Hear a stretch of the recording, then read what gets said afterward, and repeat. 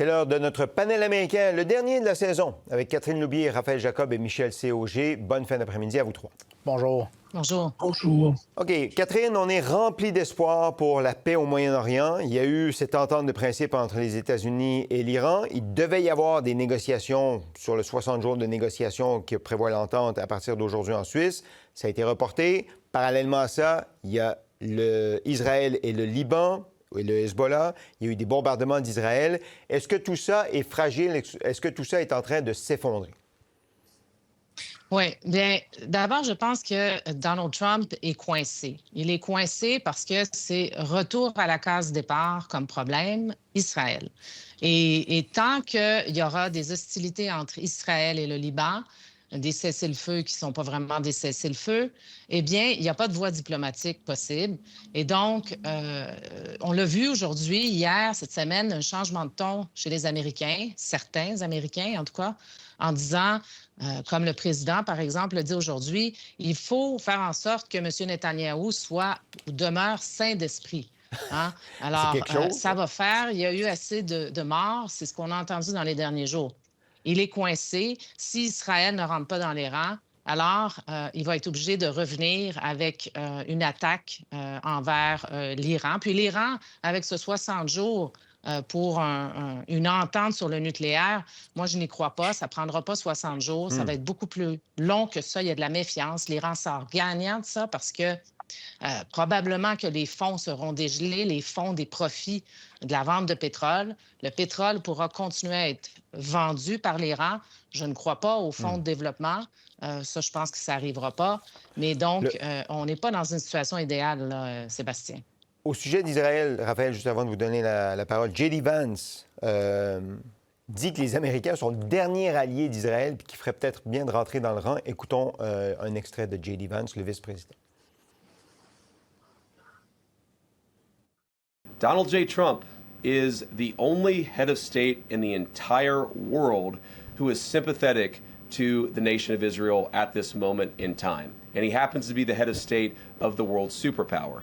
If I was in the cabinet of the Israeli government, I might not be attacking the only powerful ally that I have anywhere left in the entire world. Il vous reste juste un ami, c'est les États-Unis. Mais qui, Benjamin Netanyahou, écoute-t-il, Raphaël? En fait, vous me devancez, Sébastien, parce que j'allais parler moi-même de M. Vance, qui non seulement a eu cette sortie-là, il en a eu plusieurs absolument remarquables de par leur franchise et leur danger politique lorsque vous êtes un dirigeant américain de prendre de front Israël de cette façon-là. Donc, non seulement cette déclaration-là, il est également allé dire dans les 24 dernières heures, je le cite presque mot pour mot, qu'Israël ne peut pas, à chaque fois qu'il ou elle est confronté à un enjeu sécuritaire, avoir comme solution de tuer des gens. Et a également mentionné, soit en pensant, que les sanctions américaines contre l'Iran ne fonctionnaient pas. Tout ça, Sébastien, ce sont des vérités. Mais ce sont des vérités qu'on ne dit pas à Washington depuis très longtemps. Et au final, je suis entièrement d'accord avec Catherine, Donald Trump est coincé. Et si les choses continuent sur la voie actuelle, il va être confronté à un choix extrêmement douloureux politiquement. Soit reprendre la guerre, soit larguer Israël. Et vous pensez qu'il va faire quel choix? Reposez-moi la question. Ah, vous ne pourrez pas la semaine prochaine, Sébastien, c'est le dernier panel. En tout cas, on se parlera en dehors des ondes, puis vous me donnerez votre réponse. Michel, est-ce que, dans le fond, Donald Trump, avec l'entente de principe avec l'Iran, essaie simplement de se trouver une porte de sortie, peu importe qui fait des gains dans cette entente-là, alors qu'on a l'impression que les Américains ne font pas vraiment de gains? Vous voyez ça comment, Michel? Les Américains n'ont pas fait de gains, c'est évident. Il y a quelqu'un à la blague qui disait, puis des fois les blagues sont révélatrices, hein? Maintenant, le Groenland veut se faire envahir par les États-Unis parce que s'ils ont un aussi bon accord que l'Iran, ils vont être contents. C'est une blague, évidemment, mais elle veut dire quelque chose. Ils ont tout mis sur la table et ça ne semble même pas fonctionner pour eux.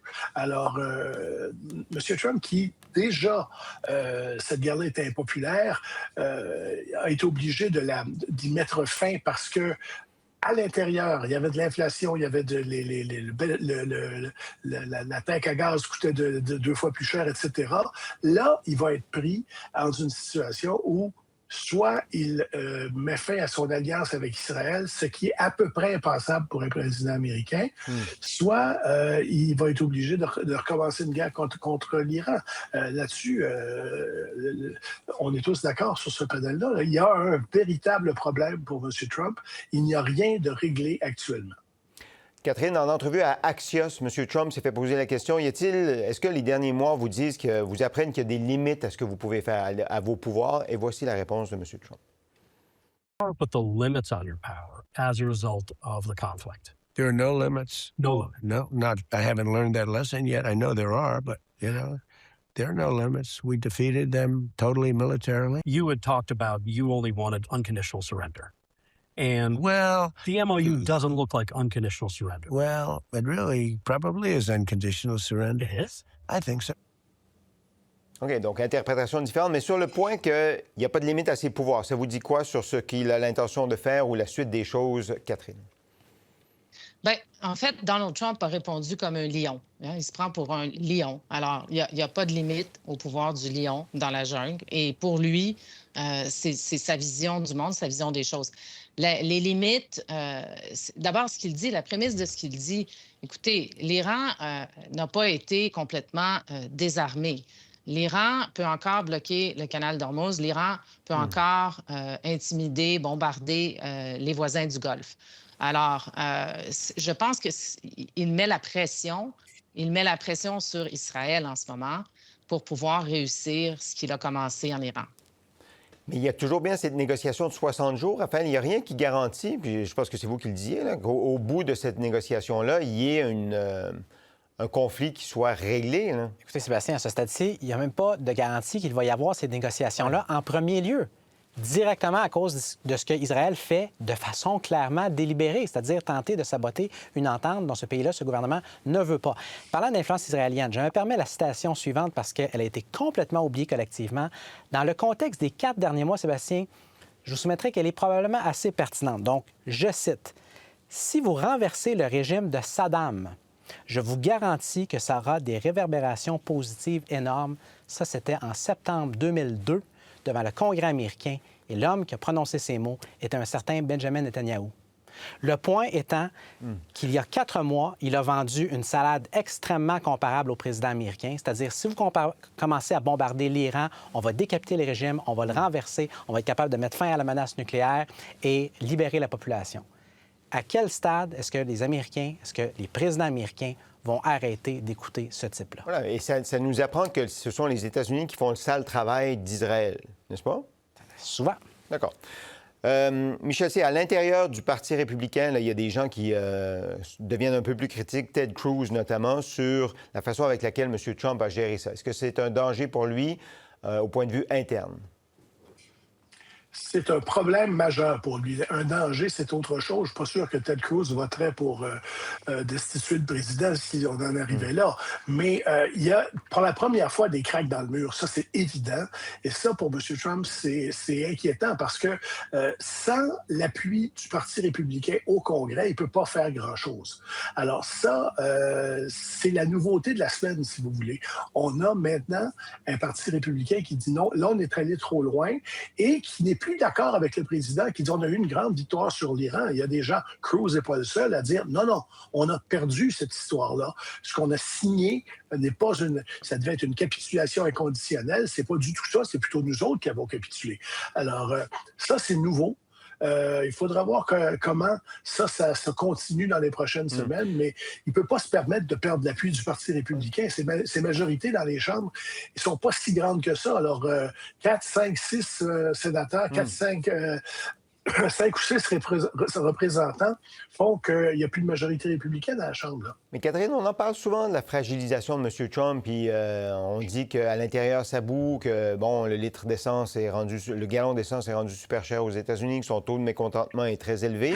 Et pourtant, il assoit son autorité, il assoit son pouvoir. Est-ce qu'il est fragilisé à la suite de la guerre en Iran? Oui, c'est certain parce que Michel l'a dit, son propre parti est divisé sur la question. Il y a certains des mots qui ont été prononcés dans les derniers jours qui ont fait réagir des républicains en disant c'est complètement dégueulasse de parler d'Israël comme ça et d'autres qui applaudissent. Donc, on voit la difficulté pour Donald Trump de garder une coalition forte autour de lui au Congrès. Mais bon, écoutez, en politique, un jour est une éternité. Alors, je vous dirais, on n'est même pas dans le crunch de l'élection des midterms. Il y aura beaucoup d'enjeux, beaucoup d'argent, beaucoup d'efforts, beaucoup de tactiques des différentes campagnes. Alors, aujourd'hui, oui, ça lui nuit. Les élections de mi-mandat, c'est ça le prochain test de Donald Trump, n'est-ce pas? D'accord. Oui. Alors, on est là-dedans. Là, ça va accélérer. Ça va accélérer très rapidement. On va être dans ce goût de campagne électorale. Là. Raphaël? Simplement ajouter, je suis d'accord avec Catherine en ce sens qu'un jour est une éternité en politique, et également par rapport à la nuance qu'on doit peut-être ajouter, c'est-à-dire que l'enjeu de la division dans les coalitions électorales, c'est sûr qu'on en parle beaucoup plus du côté républicain présentement parce que le président est républicain, mais du côté démocrate aussi. C'est en train de créer de réels remous à l'intérieur. Je vous donne un exemple, c'est un exemple, je crois, qui est important. Au Michigan, un État clé par excellence que Donald Trump a remporté dans ses 2 victoires, l'a perdu dans sa défaite de 2020. Le candidat qui est présentement en tête pour devenir le prochain sénateur de l'État, à la fois dans les primaires démocrates et pour l'élection générale, est un arabo-américain farouchement critique d'Israël. Ça crée ça aussi de la bisbille à l'intérieur de l'autre partie, il faut le réaliser. On voit toutes les répercussions et tous les angles qu'il peut y avoir dans ce conflit-là, à la fois à l'international et à l'interne aux États-Unis. Donald Trump, je ne sais pas si vous avez vu ça, cet après-midi, a présenté son nouvel avion. Regardez ça. C'est le cadeau de 400 millions de dollars du Qatar, le nouvel Air Force One. Il n'était pas peu fier. Regardez-le sortir de l'avion en applaudissant et avec le tapis rouge devant lui. Écoutons le président commenter l'acquisition de cet avion. There will never be one like this. This is very unique. This is considered the world's most luxurious plane. When it was built at a level that will probably never be seen again.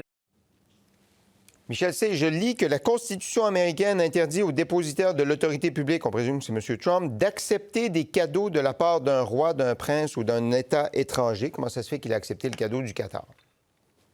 Parce qu'il se fout complètement de la Constitution quand on lui donne un cadeau. Mais sans blague, c'est inacceptable, c'est de la corruption au niveau le plus basique qu'on peut avoir. Là. On se fait donner un avion de 400 millions de dollars, on le fait équiper pour qu'il devienne Air Force One et on ferait des contribuables, il faut le dire, parce que il y avait beaucoup de sécurité et de communication à mettre dans cet avion-là. Et après ça, il n'y a aucun problème, je ne dois rien à personne.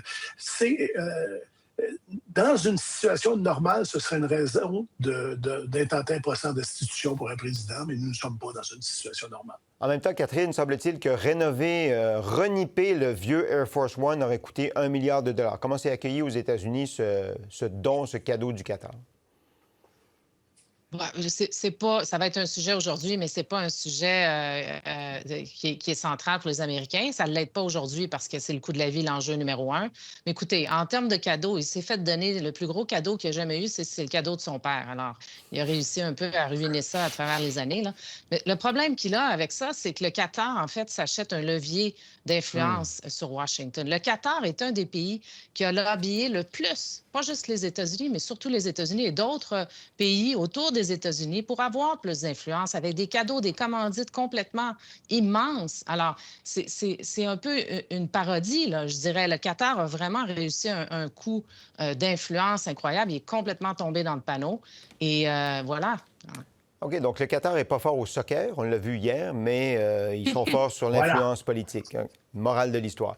Oui, très fort, très fort. Raphaël, parlez-moi de Gavin Newsom, le gouverneur de la Californie. C'est un ennemi de Donald Trump, évidemment, et il est dans la mire, M. Newsom, de Donald Trump. En fait, des agents fédéraux ont interrogé des amis et des associés du gouverneur de la Californie. Voici comment M. Newsom a réagi. Today, my family and I can personally confirm that justice is for sale. To Donald Trump, who I know is watching because he watches everything, I have a message for you. You can subpoena my records, you can investigate me, You can harass me, put my name on every and any enemy's list you have, but leave my wife and family out of your personal vendetta. Raphaël, est-ce qu'on sait ce qui est sous enquête? Parce que là, M. Newsom parle de sa famille et de sa femme. Ça touche qui, cette enquête? Un petit mot, Sébastien, je me le permets, surtout que c'est notre dernière de la saison sur l'avion. Vous savez, en 1972, après son retour de Chine, le président Nixon s'était fait donner par le gouvernement chinois 2 pandas, Ling Ling et Sing Sing. Disons qu'on est ailleurs avec l'avion du Qatar. Pour ce qui est de M. Newsom, je ferai quand même dans la nuance. Content que vous ayez fait ce retour-là. Oui, c'était tellement pertinent. Une fois que ça s'est dit, sur la question de M. Newsom, je ferai preuve de prudence et je vais être bref, parce que la réalité, c'est qu'on ne sait pas ce qui a été fait ou non, pas plus qu'on sait exactement ce qui est allégué ou non. Est-ce que Donald Trump a maintenant, disons, un certain bilan de clairement utiliser l'appareil de la justice américaine pour s'en prendre à des critiques? Oui. Est-ce qu'il peut y avoir de ça? Oui. Est-ce que c'est possible que M. Newsom et ou des membres de son entourage aient des choses à se reprocher? La réponse est également oui, surtout dans un contexte où son chef de cabinet a déjà été inculpé pour fraude. Donc, je ferai attention, personnellement, je n'irai pas plus loin tant qu'on n'en sait pas plus. Très bien. Mais on comprend que M. Newsom est un potentiel candidat démocrate à la présidentielle, n'est-ce pas? Absolument. Donc, et on comprend aussi, Sébastien, que M. Newsom semble exploiter l'affaire d'une façon très semblable à celle utilisée par M. Trump entre ses 2 mandats, c'est-à-dire avoir des démêlés potentiels avec la justice, sortir proactivement devant les caméras et l'exploiter. Possible que ça fonctionne pour lui aussi. Très bien. Il nous reste 3 minutes, Michel. Je vais parler de... On vous a demandé là, de choisir un moment marquant du printemps, mais qui a peut-être un peu moins retenu l'attention. Et vous avez choisi la construction de la nouvelle salle de bal à la Maison-Blanche. Oui, d'abord parce que ça ne devait rien coûter aux contribuables, puis ça va leur coûter 300 millions. Deuxièmement, parce qu'on dirait que M. Trump est redevenu un promoteur immobilier à New York, comme il a fait toute sa vie. C'est ça qui l'intéresse maintenant. Et il y a un petit côté là-dedans un peu triste. Il a tellement peur qu'on ne fasse pas de monument à sa gloire quand il va avoir quitté la Maison-Blanche qu'il les fait tout de suite. Alors, cette salle de bal-là, c'est un monument à sa propre gloire. Il a fallu démolir l'aile est de la Maison-Blanche pour faire ça. C'est complètement contraire à la préservation du monument historique qu'est la Maison-Blanche. Mais il l'a fait quand même, et il s'en tire encore une fois.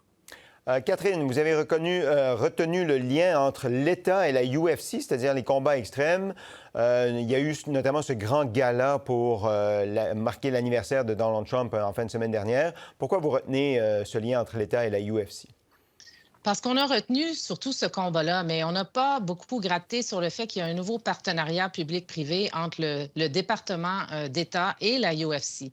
La UFC s'était fusionnée avec la WWE à l'époque, il y a quelques années, et c'est devenu propriété d'un holding qui s'appelle TKO, qui vaut 39 milliards de capitalisation boursière. M. Trump a des actions de TKO. Et donc là, on se retrouve devant une entente où c'est pas de la soft diplomatie où on envoie des athlètes sur des bases militaires pour faire de la soft diplomatie avec d'autres pays. Non. Dana White, qui est patron de l'UFC, a dit carrément, ça va nous aider pour des contrats dans d'autres pays, à ouvrir les portes, à même sécuriser des terrains de location pour faire des combats. Alors, c'est l'argent des contribuables, finalement, qui va à une entreprise cotée en bourse qui vaut 39 milliards et qui est très profitable. Et ça exclut la plupart des femmes du monde en passant. Alors, c'est vraiment un peu une parodie de la diplomatie, là. 45 secondes, Raphaël, pour la gestion de M. Trump des dossiers sensibles. Oui, parce qu'il y a la question des ovnis, la question des dossiers liés à l'assassinat de John F. Kennedy, il y a même des dossiers liés aux origines du coronavirus. Dans tous les cas, Donald Trump a tenté d'honorer une promesse qui est peut-être passée sous le radar de l'autre côté de la frontière, mais pour des millions d'Américains qui est extrêmement importante, c'est-à-dire faire davantage de ménage, faire preuve de plus de transparence, surtout dans un contexte de grande méfiance envers les institutions. L'ironie de tout ça, Sébastien, sur les dossiers qui étaient peut-être les plus controversés, c'est-à-dire les fameux dossiers de Jeffrey Epstein, lui et son administration auront complètement bâclé l'affaire. Intéressant. Les amis, c'est là-dessus qu'on se quitte pour l'été. Je vous souhaite de bien vous reposer et passer un bel été. On se reparle bientôt.